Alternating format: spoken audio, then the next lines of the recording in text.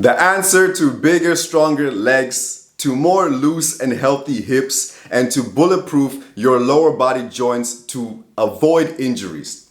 In this quick tutorial, I'm going to do a complete breakdown of the pistol squat so you learn and understand it and unlock this cool move. And on top of that, at the end of this video, I'm going to give you a 5 minutes beginner routine you can already get started straight away. My name is Solly. This is Famba Fitness. Let us begin. First, I need you to understand what is happening in your body when you are doing a pistol squat. And in this video, I might actually call it also a single leg squat. When you are doing a pistol squat, you are actually involving your entire body, or at least you should, to get the maximum benefits out of the movement, right? So the primary movers of a single leg squat or pistol squat is going to be your gluteus maximus, your butt, and your quad, the front of your thigh, and your calves, the back of your lower leg. So these are the muscles that are responsible for getting you from the ground back up into a standing position, right? But there are still other accessory muscles which are vital for you to master this movement, which is going to be one of the most underdeveloped muscles in your body, which is the gluteus medius, and this is on the side of your butt, and it is responsible for hip stabilization. And this is important as you go down in your squat and as you come up. And then you also have your hamstrings and your tibialis anterior that need to lengthen and allow you to get into a deep position. Part of the reason why majority of people cannot do a single leg squat doesn't actually come from strength. And this is something I've noticed teaching people in group lessons or in one-to-one scenarios. And this is because strength-wise, you pretty much maybe already have the strength because you use your legs throughout the whole day to walk, to run, to jump, and all these types of things, right? So you actually, when you are walking, you are placing your weights in one side of the hip and transferring it into the other. So the single leg strength capacity you might actually have.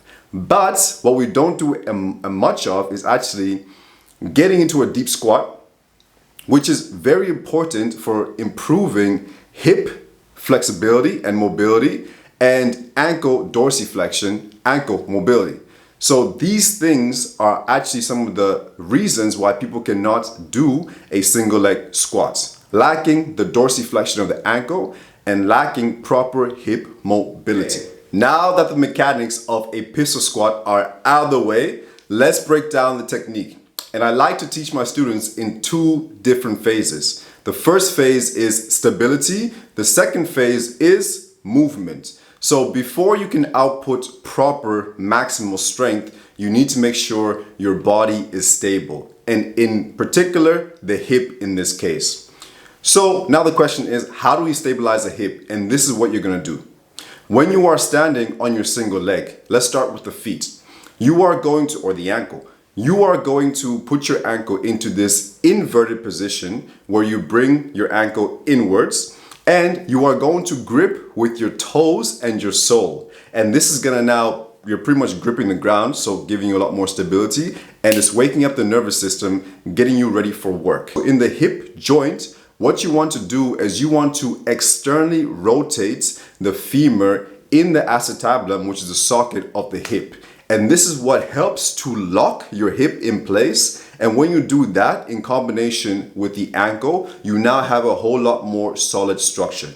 Now that you have that solid structure, you can actually begin the movement phase of the movement. And this is going to start with you hinging at the hips. So when you are hinging at the hips, you actually want your lower back to be regular or slightly arched, and this is going to allow enough movement in that area for your hips to move. And then as you're doing that, you are still stabilizing the leg, and now you allow yourself, you actually pull yourself to the ground, making sure you're active, and then at the bottom you push back up with a lot of strength and a lot of force. So in this pistol squat, there's a lot of things going on, but you need to stay concentrated to keep that stability and to perform the movement. As promised, I've crafted a 5-minute beginner-friendly routine to help you with the strength, mobility, and everything involved in the pistol squat. You can already get started straight after this video. And if you found value in this video, support us on this channel so we can continue to make you guys more tutorials and help you along your calisthenics journey.